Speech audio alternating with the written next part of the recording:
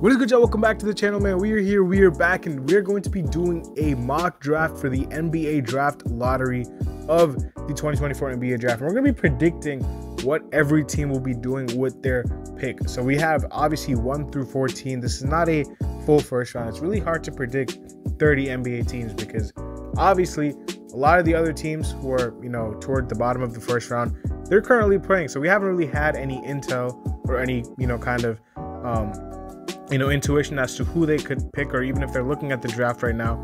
So we're going to be looking at the first 14 picks. We've seen a lot of rumors come out, a lot of predictions about those particular picks and players and teams. So let's get right into it. You guys seem to love these type of videos. We're going to start off with the Atlanta Hawks. As always, leave a like, subscribe, and comment down below. This is not with trades.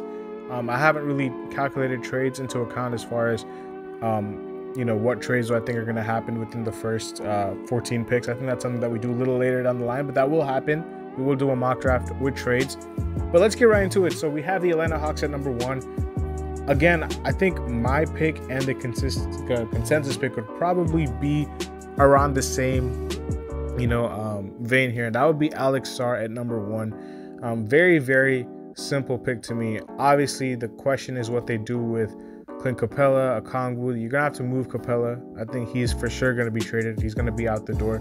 And the big question is, what do you do with the guards? Do you move Trey? Do you move DeJounte? Do you move the both of them? Like, honestly, if I was them, I would go into a full reset. I don't really think Trey has to be traded, but DeJounte for sure, I would try to move. I would see what I could, get for Trey, but I'm not really sure if they'd have to move Trey just because I like the pairing of Trey and Alex Sarr together.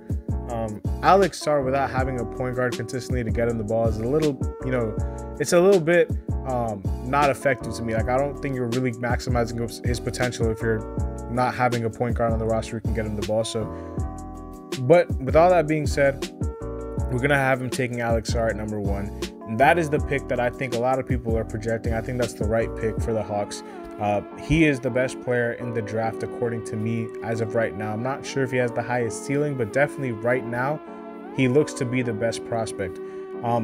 At number 2, the Wizards are on the clock, and I'm kind of trying to figure out exactly what they could be doing here. I wouldn't be surprised if they try to explore a trade down here.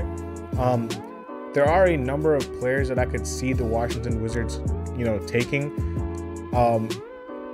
Obviously, Zachary Reese-Shea is over there. He's the number 2 prospect according to ESPN. I don't really see them going wing. I'm not going to lie. I think they have their wings kind of for the future in Denny Avdia and Bilal Coulibaly. I think they either have to go with a point guard or a center here. And again, I'm not really sure which one they're going to be preferring. Donovan Clingan is ranked higher to ESPN, but I do think the Washington Wizards will go with their point guard of the future and grab a Nikola Topic here. I'm not really sure if that is, the consensus what Wizards fan wants. Wizards fans could want Donovan Clingan, but I'm not sure if it's smart taking him at 2. Ideally, if you're Washington, I would try to trade down to like number 4, number 5, number 6. Just try to, trade down and grab Clingan at one of those spots. I think taking Clingan at 2, you're not really maximizing the value of the number 2 pick there, because the number 2 pick is really valuable. And I don't really think Clingan is as valuable as that pick. Taking him at 2 is a little bit of a reach to me. So I'm going to have him taking Nikola Topic for the purposes of this mock. I think that is the right pick for them. I would have them taking Nikola Topic as well. I think he is a really good player. The only concern to me with Topic is the fact that he's had 2 injuries on the same leg in the span of 6 months. So because of that, it's a little bit concerning. But again, it's not serious by any means, is what I think Givony said. He said he avoided a serious injury, so that's good. And I do think it fills the position of need. Obviously Jordan Poole to me is more of a 6-man combo guard, not really a point guard. And then you obviously have Tyus Jones, who at the end of the year is going to be an expiring contract. So you're probably going to have to move on from him at some point. It doesn't really fit the timeline either. So Nikola Topic is the pick to me. I think it's a lot easier to find a center to me than finding a point guard of the future. And I think you got to go with that point guard at number 2. The Rockets are at number 3, and I do think they could use some shooting, man. I think a lot of people wanted the Rockets to take shooting in my last mock. So I think we're going to address that shooting in this video. I've seen a lot of people mock Reed Sheppard to the Rockets. Again, I'm not really sure if that is going to be the case. I mean, it really could be. I'm looking at either Reed Sheppard or Reese-Shea here, just because, obviously If you guys have watched my videos, I'm not as high on Reece Shea as a lot of people are. I think he could use some work with his on-the-ball creation, but when you're playing with a team like Houston, I don't really think he's going to be asked to do a lot of that. So maybe I could go with Reece Shea. It also does fill a position of need. I do think they could use some wing help, but at the same time, Reed Sheppard can play both guard positions. He can handle the ball a little bit, especially with the the contract of Fred VanVleet. He's not really a future option for them. I wouldn't even be surprised if they ended up moving this pick, to be honest, just because if they want to go in the direction of trying to contend, maybe they trade this pick. But if they were to keep this pick, really to me, it's between Reed Sheppard and Zachary Reece Shea. Again, I'm not really sure if it's worth taking Reed Sheppard with the top 3 pick. I really don't, I'm really not sure if it is worth taking a guy like that with the top 3 pick. But yeah, man, I'm trying to really think this one through. Just looking at their depth chart right here, Fred VanVleet, they don't really have a backup point guard, so maybe that's why I go Reed Sheppard, because he's not a point guard by means, but he is like a point guard de facto who can play that position a little bit if you want him to. So you know what? For that reason, I will go Reed Sheppard at number 3. I think this is a solid pick for them. Again, I'm not sure if number 3 is like the spot to take him, but this is the draft where you can kind of get away with reaching. Especially if it's a position of need, and if it's a guy who can be versatile for you and play multiple positions. Reed Sheppard will for sure be a productive NBA player. I don't have any doubts on Reed Sheppard. Reece Shea is more of a risk to me to become like a bust. But again, I'm not saying any of these are going to be busts, but Reed Sheppard is definitely the safer pick. San Antonio is at number 4. Unfortunately for them, the guy that I would have loved having to go to them, Nikola Topic, is gone. He went to the Washington Wizards. I definitely do still think they need to round out that point guard position. Stephon Castle is a guy who can play both point guard and small forward. He's not exclusively either one, but Stephon Castle, to me, out of any other guy on these on the top on this board, I do think Stephon Castle is a guy who I think could play that point guard position. So you know what? Let's just go with Stephon Castle, man. Let's go with Stephon Castle right here. And I think he can be a guy who can really, really help the San Antonio Spurs in their playmaking, and with his intangibles, he's a very, very heady, smart player, man, and he can definitely get the ball to Victor Wembanyama. The Pistons are at number 5. Talking about the previous pick, I had the Spurs considering taking Rob Dillingham there, but I'm not sure if Greg Popovich really likes Rob Dillingham. Doesn't really scream like a Spur guy to me. Doesn't really seem like a guy who's going to be able to be like a Spur, like in that system. I think Rob Dillingham really wants to be free. He wants to kind of play that his erratic way. Like, I'm not sure if the Spurs system is really a good fit for Rob Dillingham. Again, doesn't really seem like a Spur to me. Not a good defender. Stephon Castle's an elite defender to me. That's why I went with Castle. I just thought if he fit the team's identity better. If you look at the Spurs, the history of the Spurs, I don't really think they really care about flash, and they kind of just care about getting it done. And Stephon Castle is that player to me, and Rob Dillingham's more of the flashy, highlight type prospect. I'm not really sure if the Spurs like that, to be honest. I've never really seen the Spurs go for those players in the draft. They've always gone for the dudes who do a little bit of everything and kind of fly under the radar. So which is why I have him going Stephon Castle.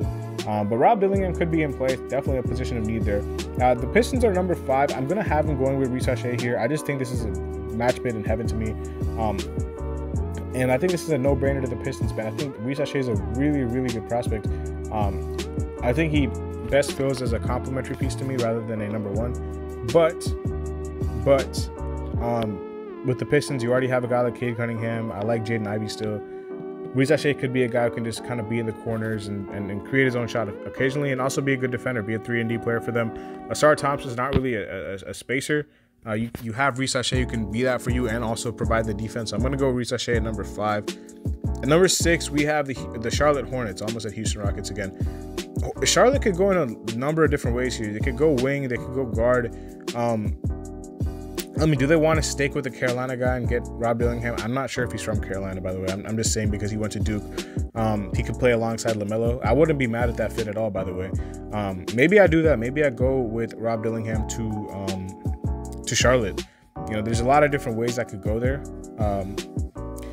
But this is really interesting to me. This is really, really interesting. I'm not really sure exactly what the Hornets will do. I mean, they could go wing. I really want them to go wing, but at the same time, like they like Brandon Miller, obviously. Their power forward is a little bit of a concern to me. I'm not really sure who they're going to be playing for the future in that power forward position. But you know what, man? LaMelo Ball, the Charlotte Hornets seem like a team that wants to, be like a up-the-pace, flashy, exciting team. Rob Dillingham fits the bill for that. I'm going to go with Rob Dillingham to the Charlotte Hornets, and we're gonna roll with that. He's going to be the 6th overall pick for me. At number 7, we have Portland and they really, really desperately need a wing, and they can have their pick here between a lot of guys. I mean, I really like Matas. I really like Ron Holland. I think it's really between these two players for me. I'm not really sure Cody Williams is in the same tier as Matas and Ron Holland. I think he's a tier below. That's just my opinion. I'm not the biggest Cody Williams guy in this draft. I like his teammate Tristan Da Silva a lot. But Cody Williams, to me, he's going to be good. I'm not saying he's going to be a bad player at all. He's just not one of my guys.